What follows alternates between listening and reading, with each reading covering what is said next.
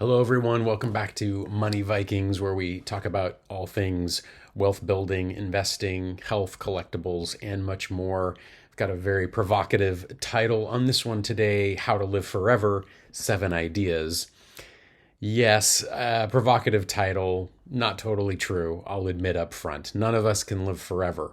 But at the same time, I think most of us would like to live as long and healthy and productive lives as possible, just to enjoy life, to be there for our family, to build something, to help other people, and just be as disease free and pain free as we can as we try to live a very productive life. So, yeah, no, we can't live forever, but there is science out there and there is information that will help us live a long time, or at least longer and better, so a higher quality. So we're going to go through those things today. There's many kind of odd things going on in the world right now. They're quite interesting. So there's obviously a bunch of billionaires and multimillionaires out there that are definitely chasing the fountain of youth and the science behind living forever.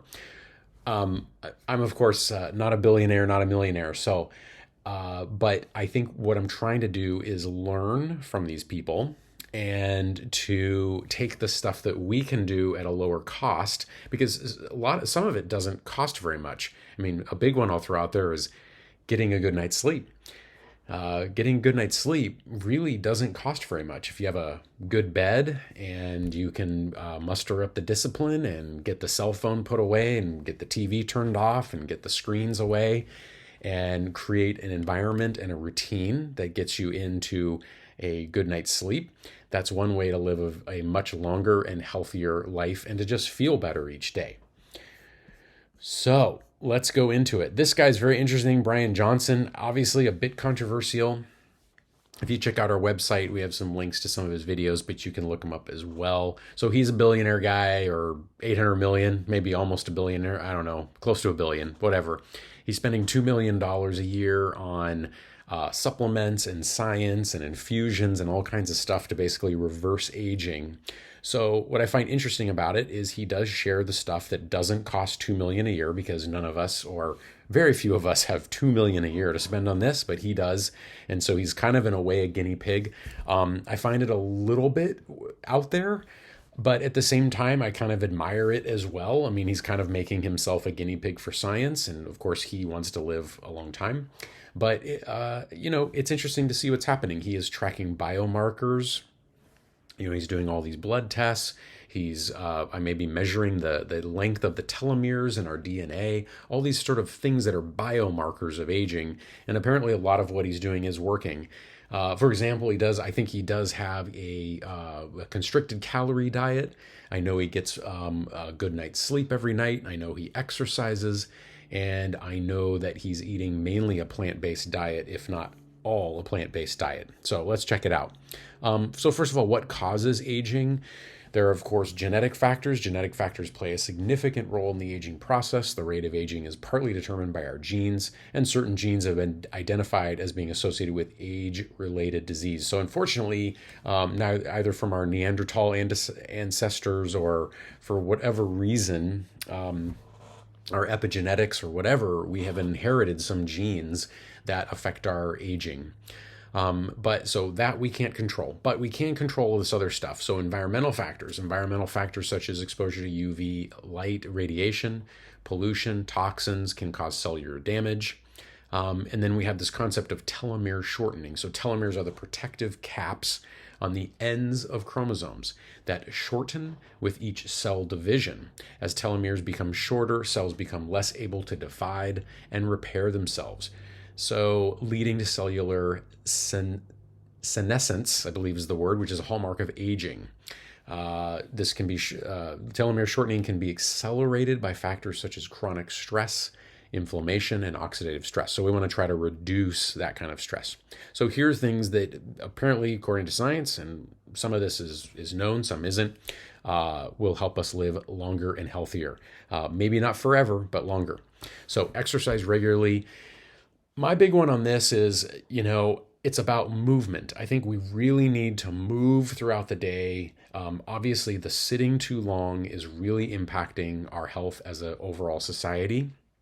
And we have got to get up to do walks, take breaks, stretch, push ups, yoga, all kinds of stuff. My big thing is move, find what you like. I mean, they've even shown that gardening is moving. You're stretching, you're moving, you're working on the plants, you're there with nature, you're breathing in all the fresh air, all the fresh nature, and all that. So, exercising regularly in some way is really important. The other big thing apparently is to try to get that heart rate up a bit. Now, none of this is healthcare advice, so don't do anything based on this video. You've got to see your doctor before you start any kind of exercise program. But apparently, it's this kind of stuff, this movement, breath, cardio, all that is going to help us live longer and stronger. Okay. Eat a balanced and nutritious diet. So, consuming a healthy diet that's rich in vitamins, minerals, antioxidants helps prevent age-related disease, maintain healthy skin, promote overall well-being. The experts say include plenty of fruits, vegetables, whole grains, lean protein sources in your diet. Okay, so there you go. We recently did a video, 5 benefits of the Mediterranean diet. That's one that I particularly like. I particularly like the tastes. I love all kinds of food, but Mediterranean diet I find really tasty and super healthy. So you can check that out. Number 3, get enough sleep. So it's essential for cellular repair and regeneration. A lack of sleep can lead to premature aging, and we should aim to get 7 to 8 hours of sleep each night. So another area that can help us live much longer, if not forever. Okay. Reducing stress. So stress is totally unavoidable in the modern world, or probably at any time in human history. There has to be some amount of stress. And I believe science has shown and studies have shown and proven that some amount of stress is good for us. We do need to be challenged. When you're lifting weights or you're working out, in a way you're being stressed, but that stress makes us stronger. What we're talking about is the kind of chronic stress that creates a chronic inflammation. That's what we need to control and contain. So we all have times where we're feeling like there's things in life that we can't control. What I would say is try to seek help, try to find the tools that work for you. Use those tools. If that is a walk, cardio, yoga, meditation, talking with a friend, meeting at Starbucks, having a cup of tea with a friend. If that reduces your stress, find a way to fit that into your schedule to get that chronic stress and inflammation down. So that seems to be what the experts are saying. Anti-aging products, sure. There's all kinds of stuff out there. So I'd be careful about snake oil things, but dermatologists do talk about, I like CeraVe, that got to use that sometimes. Not that I'm looking that young, but there's different things out there that can help keep our skin healthy. So that's also helpful. Number 6, a lot more research is showing that intermittent fasting does seem to make a difference. So some people do the thing where they skip breakfast. So they're having a longer period from that dinner the night before until maybe their first meal at 10:30 or 11. They're getting a good, 13, 14, 15 hours where the body is in a fasting period and it's not consuming more calories. For whatever reasons, this allows the system to reset, to cleanse, whatever it is. But that seems to lower the pace of aging. In at least it does in small animal studies, but it appears to also translate to humans with much more complex systems. Okay, and the last one I'll talk about is mindset. So developing a positive mindset, creating an abundance, live forever mindset. I think, we can't always be positive at all moments. There's times when we start to get down, but I think we don't want to dwell in the negativity or what Dr. Amen calls the automatic negative thinking, the ants, just always going to the negative, always going to the worst case scenario in our minds, not healthy over the long run. Consider things, of course, but I would say try to label things when you can as just negative thoughts. That's just a negative thought that's just entering, and it's not necessarily true. It's just a thought. thoughts are not absolutely true, as we know. So developing a positive mindset, I think that helps as well. Is what I'm doing. Here's this guy, a little bit odd, but there's a few videos out there. He's spending $2 million on his anti-aging routine. Take it for what it is.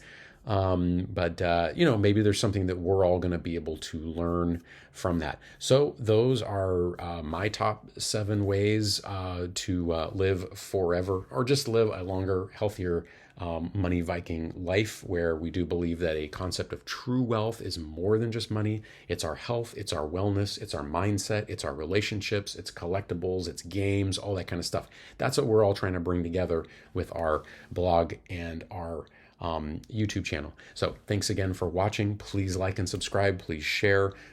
Really appreciate the support as we grow the channel and grow the content.